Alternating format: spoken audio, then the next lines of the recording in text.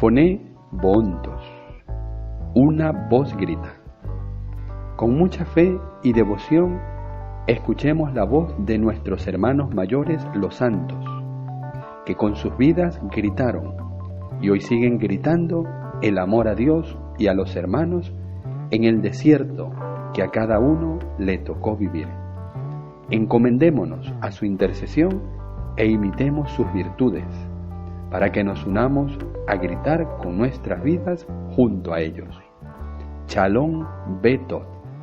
Paz y bien. 12 de julio. Santa Teresa de Jesús de los Andes, religiosa. La joven que hoy es glorificada en la Iglesia con el título de santa es un profeta de Dios para los hombres y mujeres de nuestro tiempo. Teresa de Jesús de los Andes, con el ejemplo de su vida, pone ante nuestros ojos el Evangelio de Cristo, encarnado y llevado a la práctica hasta las últimas exigencias. Ella es para la humanidad una prueba indiscutible de que la llamada de Cristo a ser santos es actual, posible y verdadera. Ella se levanta ante nuestros ojos para demostrar que la radicalidad del seguimiento de Cristo es lo único que vale la pena y lo único que hace feliz al hombre. Teresa de los Andes, con el lenguaje de su intensa vida, nos confirma que Dios existe, que Dios es amor y alegría, que Él es nuestra plenitud. Nació en Santiago de Chile el 13 de julio de 1900. En la pila bautismal fue llamada Juana Enriqueta Josefina de los Sagrados Corazones Fernández Solar. Familiarmente se la conocía y todavía se le conoce hoy con el nombre de Juanita. Su niñez se desarrolló normalmente en el seno familiar.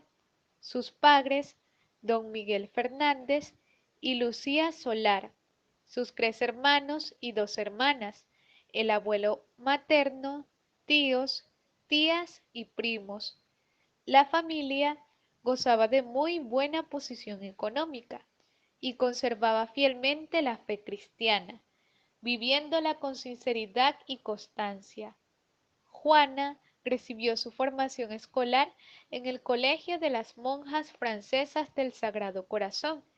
Entre la vida estudiantil y la vida familiar se desarrolló su corta e intensa historia. A los 14 años de edad, inspirada por Dios, decidió consagrarse a Él como religiosa, en concreto, como carmelita descalza. Su deseo se realizó el 7 de mayo de 1919, cuando ingresó en el pequeño monasterio del Espíritu Santo, en el pueblo de los Andes, a unos 90 kilómetros de Santiago.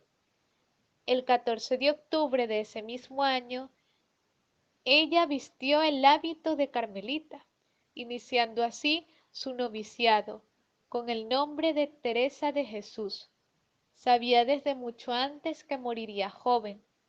Más aún, el Señor se lo había revelado, pues ella misma lo comunicó a su confesor un mes antes de su partida. Asumió esa realidad con alegría, serenidad y confianza, segura de que continuaría en la eternidad su misión de hacer conocer y amar a Dios. Después de muchas tribulaciones interiores e indecibles padecimientos físicos causados por un violento ataque de tifus que acabó con su vida, pasó de este mundo al Padre al atardecer del 12 de abril de 1920. Había recibido con sumo fervor los sacramentos de la Iglesia y el 7 de abril había hecho la profesión religiosa en el artículo de la muerte. Aún le faltaban 3 meses para cumplir los 20 años de edad y 6 meses para acabar su noviciado canónico y poder emitir jurídicamente su profesión religiosa. Murió como novicia carmelita descalza. Esa es toda la trayectoria eterna de esta joven santiaguina. Desconcierta y crece en nosotros el gran interrogante: ¿y qué hizo? Para tal pregunta hay una respuesta, igualmente desconcertante: vivir, crecer, amar. Cuando los discípulos preguntaron a Jesús qué debían hacer para vivir según Dios quiere, Él respondió: la obra de Dios es que crean en quien Él ha enviado. Juan capítulo 6, versículo 28 y 29. Por lo tanto, para poder conocer el valor de la vida de Juanita, es necesario mirar hacia adentro, donde está el reino de Dios. Ella despertó a la vida de la gracia siendo todavía muy niñita. Asegura que a los 6 años, atraída por Dios, empezó a volcar su afectividad totalmente en Él. Cuando vino el terremoto de 1906, al poco tiempo fue cuando Jesús principió a tomar mi corazón para sí. Juanita poseyó una enorme capacidad de amar y ser amada, junto con una extraordinaria inteligencia. Dios le hizo experimentar su presencia, la cautivó con su conocimiento y la hizo suya a través de las exigencias de la cruz. Conociéndolo, lo amó, y amándolo se entregó a él con radicalidad. Desde niña comprendió que el amor se demuestra con obras más que con palabras. Por eso lo tradujo en todos los actos de su vida, empezando por la raíz.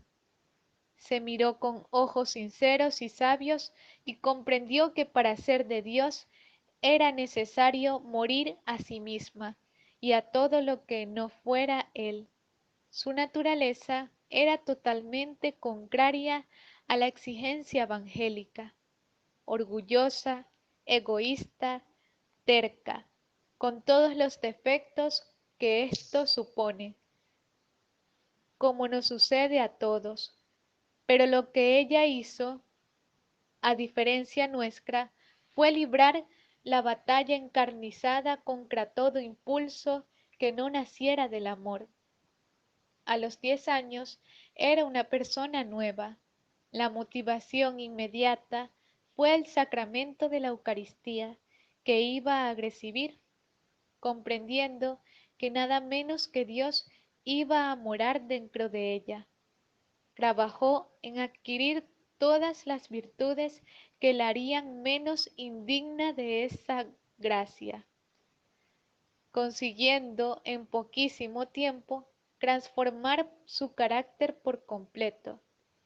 En la celebración de este sacramento, recibió de Dios gracias místicas, de locuciones interiores que luego se mantuvieron a lo largo de su vida. La inclinación natural hacia Dios desde ese día se transformó en amistad, en vida de oración. 4 años más tarde, recibió interiormente la revelación que determinó la orientación de su vida. Jesucristo le dijo que la quería carmelita y que su meta debía ser la santidad. Con la abundante gracia de Dios y con la generosidad de joven enamorada, se dio a la oración, a la adquisición de las virtudes y a la práctica de la vida según el Evangelio, de tal modo que en cortos años llegó a un alto grado de unión con Dios. Cristo fue su ideal, su único ideal. Se enamoró de él y fue consecuente hasta crucificarse en cada minuto por él. La invadió el amor esponsal y por tanto el deseo de unirse plenamente al que la había cautivado. Por eso A los 15 años hizo el voto de virginidad por 9 días, renovándolo después continuamente.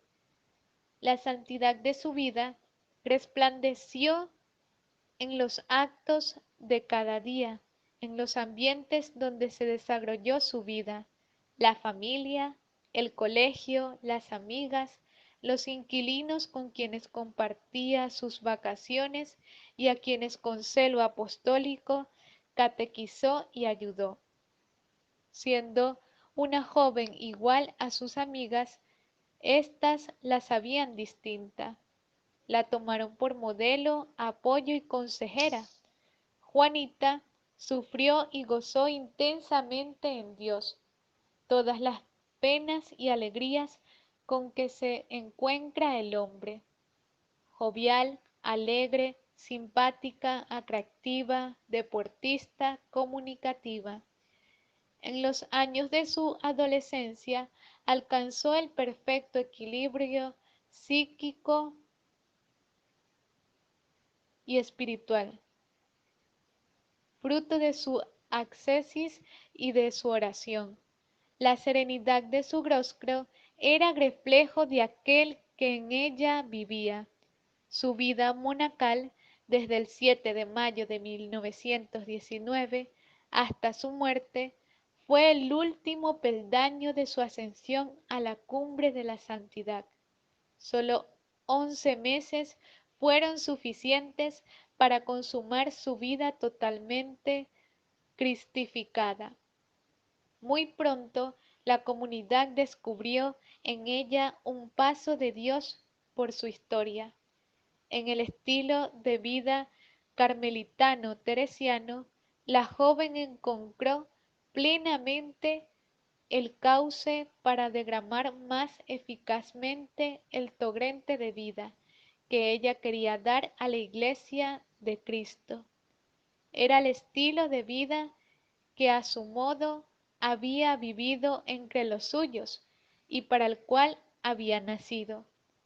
La Orden de la Virgen María del Monte Carmelo colmó los deseos de Juanita al comprobar que la Madre de Dios, a quien amó desde niña, la había atraído a formar parte de ella. Fue beatificada en Santiago de Chile por su santidad Juan Pablo II el día 3 de abril de 1987. Sus restos son venerados en el santuario de Aucogrinconada de los Andes por miles de peregrinos que buscan y encuentran en ella el consuelo, la luz y el camino recto hacia Dios. Santa Teresa de Jesús de los Andes es la primera santa chilena, la primera santa carmelita descalza fuera de las fronteras de Europa y la cuarta Santa Teresa del Carmelo, tras las santas Teresa de Ávila, de Florencia y de Lisieux.